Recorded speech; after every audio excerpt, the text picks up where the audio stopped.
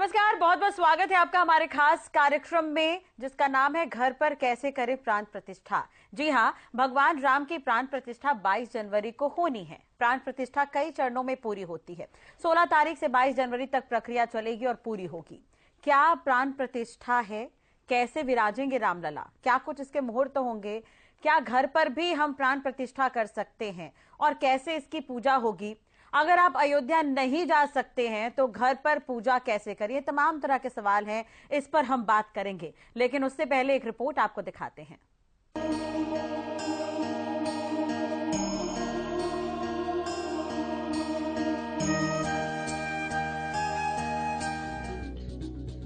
अयोध्या में बने राम मंदिर का भव्य उद्घाटन 22 जनवरी 2024 को होने जा रहा है।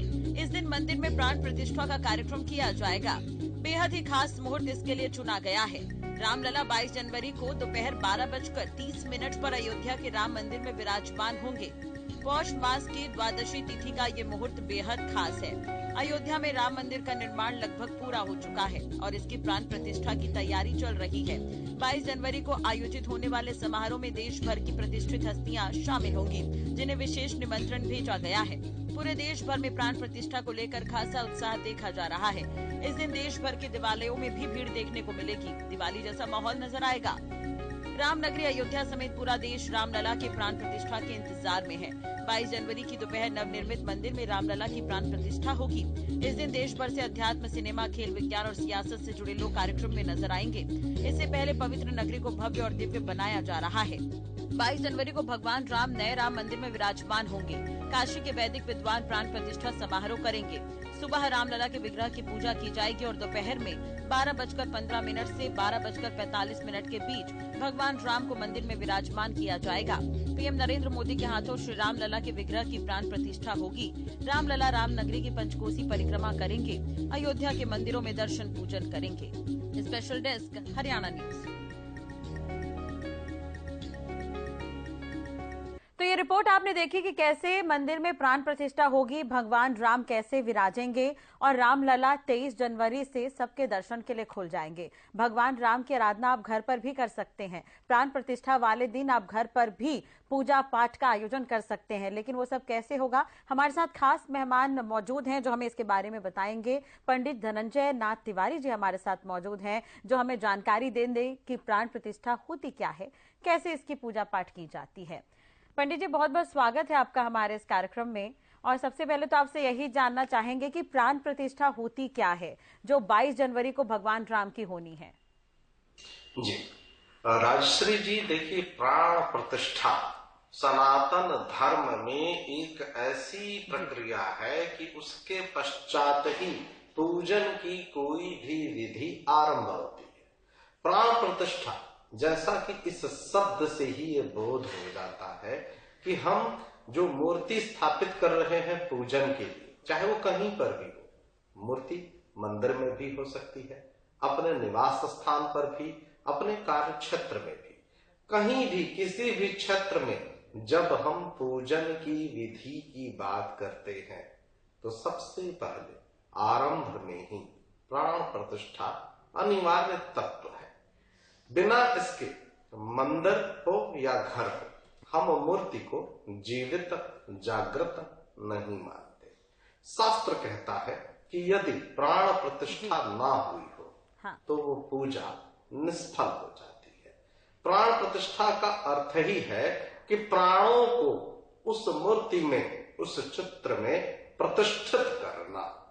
और वो प्राण तत्व जो भी जातक, जो भी यजमान उस प्रक्रिया को करा रहा है, वो अपने प्राण तत्व को परम पिता परमेश्वर, जो हमारी परम शक्ति है, उन प्राणों में स्थित कर देता है। ये एक पूरी जीवित जागृत प्रक्रिया है। अब इसमें एक बात मैं और जोड़ना चाहता हूं। प्राण प्रतिष्ठा की प्रक्रिया जो अभी हम सभी लोग एक दूसरे से प्रश्नोत्तर कर रहे हैं, श्री राम जन्म भूमि के संदर्भ में हम सभी लोग बड़े ही सरल से, सहज से गृहस्थ लोग हैं। अब वो क्षेत्र तो एक सीमित व्यवस्था में है और हमारा देश इतना विशाल है। हम सबको ये समझना पड़ेगा कि हम लोग 140 करोड़ से भी ज्यादा है। बिल्कुल। और हम सब लोग राम जी की ही सेना के अंश हैं। अब हम सब लोग यदि अयोध्या पहुंच जाएंगे तो बड़ी गंभीर संकट हो जाएगा, पूरी व्यवस्था छिन्न भिन्न हो जाएगी, चाहे वो सड़क की बात हो, चाहे वो कानून की बात हो, कोई भी बात हो। इतनी ज्यादा भीड़ यदि किसी स्थान पे पहुंच जाए तो वहां व्यवस्था जो है वो अस्त व्यस्त हो जाएगी, ये निश्चित है। हम सब की जिम्मेदारी है कि हम लोग उस दिन को अपने घर में ही विधि विधान से मनाएं, प्राण प्रतिष्ठा के मूल भावना को समझें। और वैसे भी हम सभी लोग जो सनातन धर्म को मानते हैं, हमारे यहाँ राम जी का दरबार ना हो ऐसा हो ही नहीं सकता। बिल्कुल। आचार्य जी, जो विधि है वो क्या हम घर पर भी उसे फॉलो कर सकते हैं? बिल्कुल ठीक कहा आपने कि इतनी आबादी तो अयोध्या पहुंच नहीं सकती, तो घर पर हम अपनी आस्था कैसे जता सकते हैं? वहीं दूसरी तरफ आपने भी देखा होगा कि भगवान राम के प्राण प्रतिष्ठा को लेकर पूरे देश भर में उत्साह है, या यूं कहें कि विश्व भर में उत्साह देखने को मिल रहा है। तो घर पर हम क्या करें कि वो आस्था पूरी हो जाए? कि मंदिरों में भी भीड़ उस दिन देखने को मिलेगी, लेकिन घर पर रहकर क्या कुछ विधि विधान होंगे? देखिए राजश्री जी, पूरी धरती पर राम जी को मानने वाले लोग हैं। हम सभी लोग, जो भी लोग सनातन धर्म को मानते हैं, वैष्णव हो, शैव हो या शाक्त हो, किसी भी संप्रदाय के हो, हम लोग राम जी को तो मानते ही हैं। मर्यादा पुरुषोत्तम भगवान श्री राम हम सबके जीवन में आदर्श है। हाँ। हमें इनकी प्राण प्रतिष्ठा की विधि, इनके पूजन की विधि को घर में कैसे धूमधाम से करना है, इसको हम व्यवस्थित कर लेते हैं। हाँ। देखिए, सनातन धर्म में कोई भी जो पूजन की विधि होती है, इसमें सबसे महत्वपूर्ण चीज है आपकी अपनी जीवन शैली। सबसे पहले जहां पर पूजा करनी है उस जगह को, उस स्थान को साफ सफाई कर ले। उसके बाद अपने लिए एक आसन की व्यवस्था कर ले। जहां पर भगवान को प्राण प्रतिष्ठित करना है वहां पर एक ऊंचा सा स्थान बना ले, चाहे वो लकड़ी की चौकी ही क्यों ना हो। यदि पूजा का स्थान आपके पास पहले से बना हुआ है, फिर उसको अलग से बनाने की आवश्यकता नहीं है। दूसरी एक बात मैं कहता हूं, केवल भगवान राम को ही स्थापित नहीं करिएगा। भगवान राम जी अकेले नहीं है, उन्होंने आशीर्वाद दे रखा है कि हनुमान जी के बिना अधूरा हो जाएगा, भरत जी के बिना अधूरा हो जाएगा, शत्रुघ्न जी के बिना अधूरा हो जाएगा, लक्ष्मण जी के बिना अधूरा हो जाएगा। तो राम जी को पूरे परिवार के साथ स्थापित करिए, अधूरा सा नहीं रखना है। राम दरबार इसीलिए मैं बारंबार कहता हूं, क्योंकि अगर आपने हनुमान जी को अलग कर दिया तो फिर वो आधा अधूरा हो गया। हनुमान जी को वरदान है, बल्कि मैं सीधे सीधे स्पष्ट रूप से आप सभी दर्शकों से कहता हूं और बड़ी विनम्रता से कहता हूं, राम जी ने ऐसा वरदान दिया है, सीता जी ने ऐसा वरदान दिया है कि घर घर में राम जी से ज्यादा हनुमान जी की पूजा होती है। राम ही जी का वो वरदान है। और ये तो अक्सर हम लोग भजन में, कीर्तन में सुनते रहते हैं कि राम से बड़ा राम का नाम। राम जी का काम करने वाले की पूजा ज्यादा राम जी से होती है, हनुमान चालीसा ज्यादा पढ़ी जाती है, राम जी की पूजा फिर भी कम होती है। तो मैं आप सभी दर्शकों से कहूंगा कि ये जो अवसर हमारे जीवन में आया है, धन्य भाग्य है हमारा। हजारों साल, सैकड़ों साल, पता नहीं मुझे कितना समय का कोई अनुमान नहीं है मेरे पास। मेरे पास कोई ऐसी जानकारी नहीं है, मैं बड़ा सामान्य सा व्यक्ति हूं, मेरे पास ऐसा कोई जानकारी नहीं है कि कब, कितने दिनों के बाद ये अवसर आया है। लेकिन एक बात के लिए मैं स्वयं को सौभाग्यशाली मानूंगा कि मेरे जीवन में राम जी का मंदिर बनकर के तैयार हो रहा है, मैं देख पा रहा हूं। हाँ, आज अभी इन अवसरों पर तो वहां जाकर के देख पाना ये संभव नहीं है, क्योंकि भीड़ की बात हो जाएगी, व्यवस्था की बात हो जाएगी। बाद में हम सभी के लिए हमेशा हमेशा के लिए द्वार खुल जाएगा, फिर हम अनुशासन के साथ जाकर के विधि विधान से दर्शन करेंगे।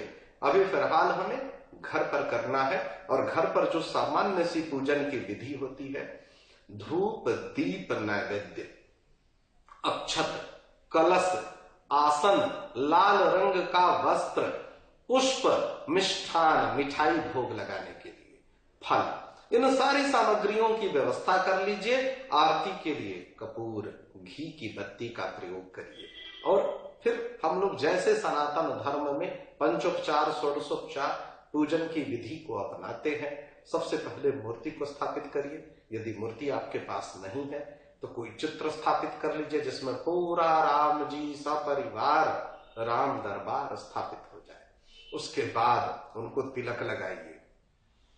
तिलक लगाने के बाद, अक्षत अर्पित करने के बाद, पुष्प अर्पित करने के बाद जो पूजन की आपकी सरल सी सामान्य सी विधि है उसको आपको अपनाना है। उसमें हम लोग जैसे सबसे पहले गणेश जी को अधिकार प्राप्त है, प्रधान कलश को अधिकार प्राप्त है, फिर देवता के रूप में क्रम से राम जी, लक्ष्मण जी, भरत जी, शत्रुघ्न जी सबका पूजन करिए।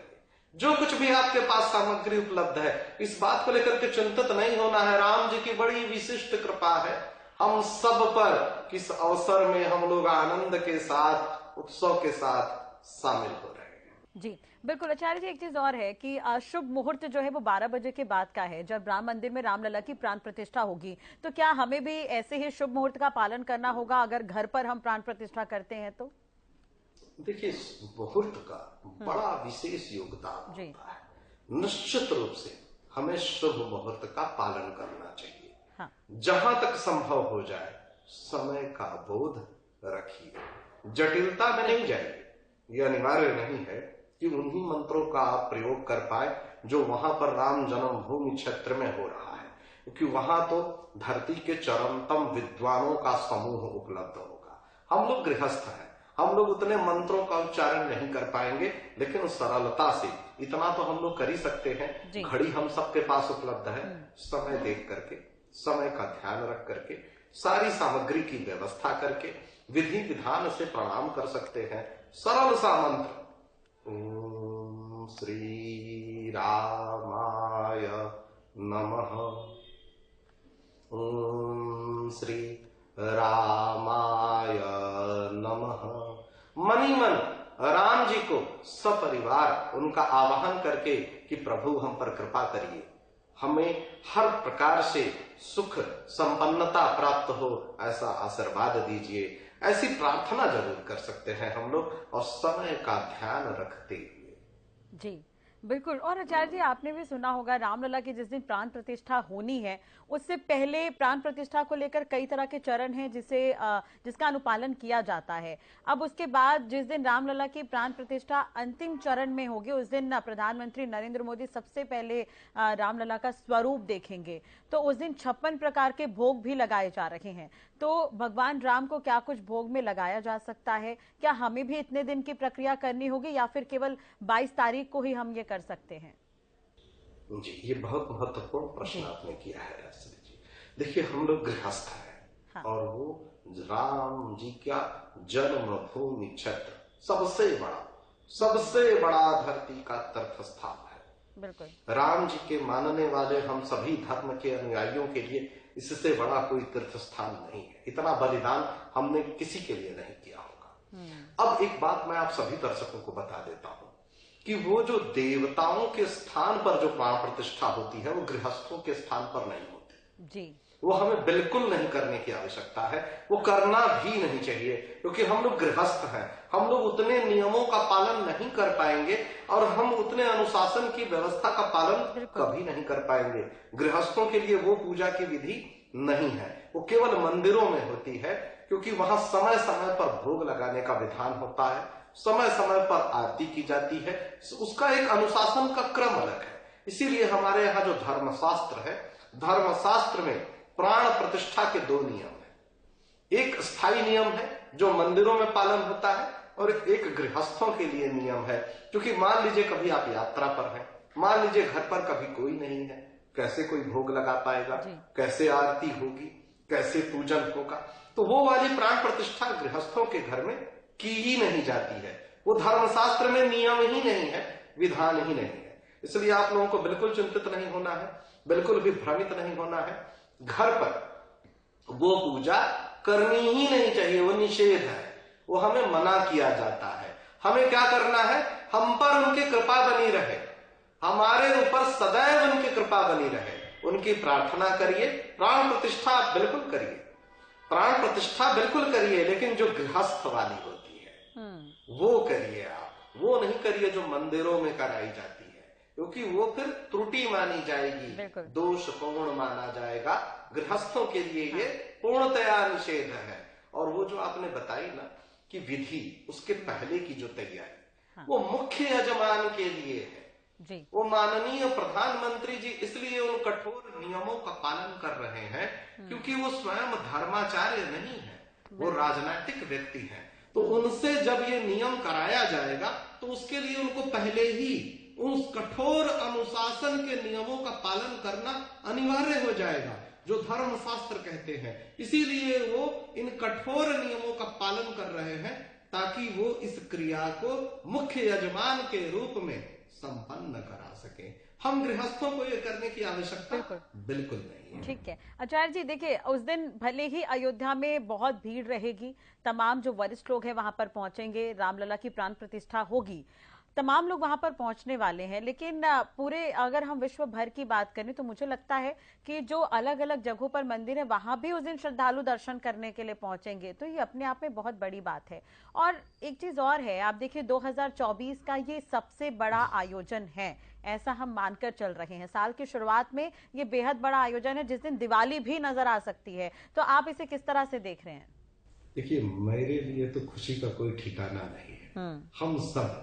हम सब लोग जो लोग सनातन धर्म को मानते हैं, यदि भगवान राम का मंदिर बन रहा है और बनने के बाद अब ऐसा अवसर आ गया कि प्राण प्रतिष्ठा तक संपन्न हो रही है, अब ये सामान्य लोगों के लिए खोल दिया जाएगा, ये सुन करके ही कानों में अमृत आ जा रहा है। ऐसा लग रहा है कि उत्सव मनाए, हम लोग नाचे गाए, खुशियां मनाए, और पूरी धरती पर जितने भी लोग सनातन धर्म को मानते हैं हम सब के लिए ये दीपावली जैसा ही है। और निश्चित रूप से हमें जहां है, जैसे है, जिस हाल में है, वहीं बैठ करके उत्सव मनाना चाहिए। इसके लिए कहीं आने जाने की आवश्यकता नहीं है। आने जाने से, भीड़ भाड़ बढ़ाने से दूसरे लोगों को, जरूरतमंद लोगों को कुव्यवस्था का सामना करना पड़ जाएगा। उस भीड़ से जो दूसरे जरूरतमंद लोग हैं, जिनको इलाज के लिए जाना है, जिनको अस्पताल जाना है, जिनको किसी जरूरी काम से जाना है, हम उनके लिए फिर दिक्कत खड़ा कर देंगे। हमें इस बात का ध्यान रखना है कि हमारे उत्सव से दूसरे को खलल ना पहुंचे। ये तो हम सदैव रखते भी हैं, हम लोग अनुशासन को, सदैव अनुशासन के नियमों का पालन करते हैं। इस बार भी हमें धैर्य से इस उत्सव को मनाना है, बड़े धैर्य से मनाना है, और पूरी धरती पर ये उत्सव मनाया जाएगा। बिल्कुल। और आचार्य जी, जैसे मान के चलिए घर पर जिन्होंने प्राण प्रतिष्ठा की है भगवान राम की, जैसा कि आपने कहा कि पूरा राम दरबार रखना है, राम का पूरा परिवार वहां पर रखना है, तो ऐसा नहीं कि एक बार आपने प्राण प्रतिष्ठा कर दी और उसके बाद आप भूल जाते हैं, आपको रेगुलर पूजा पाठ भी करनी होगी। तो इसके क्या कुछ परिणाम हो सकते हैं? क्योंकि अक्सर ये कहा जाता है कि हम भले मंदिर तो बना लेते हैं लेकिन उसकी देखभाल करना भी बेहद जरूरी हो जाता है।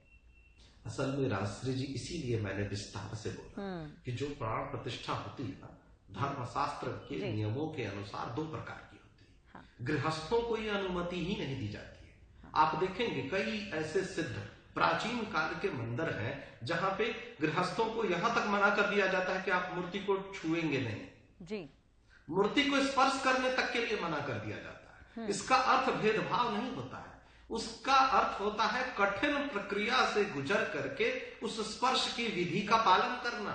जैसे अभी माननीय प्रधानमंत्री जी को करवाया जा रहा है, क्योंकि वो मूर्ति का स्पर्श करेंगे, उसके बाद से मूर्ति स्पर्श करने का अधिकार जो वहां के मुख्य पुजारी होंगे केवल उन्हीं को होगा, सामान्य गृहस्थों को नहीं होगा। और ऐसा कई सिद्ध मंदिरों में होता है।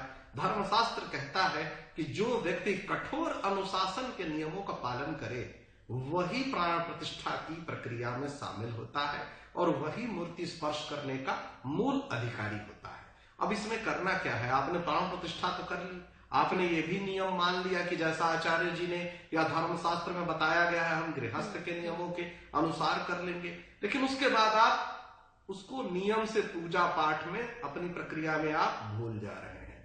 इसका दोष लगता है जी। हमेशा ध्यान रखिए, केवल प्राण प्रतिष्ठा कर लेना ही महत्वपूर्ण नहीं है, उसके बाद आपको नियम पूर्वक अपने इष्ट देवता के रूप में जब आपने उनको प्राण प्रतिष्ठित किया है तो उनकी आरती करना अनिवार्य है, उनका पूजन करना अनिवार्य है, उनको भोग लगाना अनिवार्य है। बिल्कुल। उनका स्नान कराना अनिवार्य है, उनकी पूरी दिनचर्या में आपको शामिल होना पड़ेगा। बिल्कुल, यानी कि नियमों का पालन तो करना होगा, ये नहीं कि आप एक बार प्रतिष्ठा करके फिर भूल जाएं। आचार्य जी, आखिरी सवाल है कि भोग में क्या कुछ लगाया जा सकता है? क्या उस दिन उपवास भी रखा जा सकता है? क्या पूजा पाठ जैसा हम रेगुलर करते हैं उस तरह से भी क्या इसे किया जा सकता है?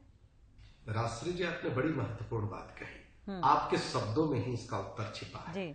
सनातन धर्म में ये जो शब्द है ना, उपवास, उपवास का अर्थ ही होता है अपने से श्रेष्ठ के पास वास करना। जब हम अपने इष्ट देवता के पास वास करते हैं ना, तो भूख प्यास का बोध ही नहीं रहता, अपने आप उपवास हो जाता है। जी। दूसरी बात कि जब हम भोग सामग्री की बात करते हैं तो विष्णु जी का अवतार माना गया है भगवान श्री राम जी को।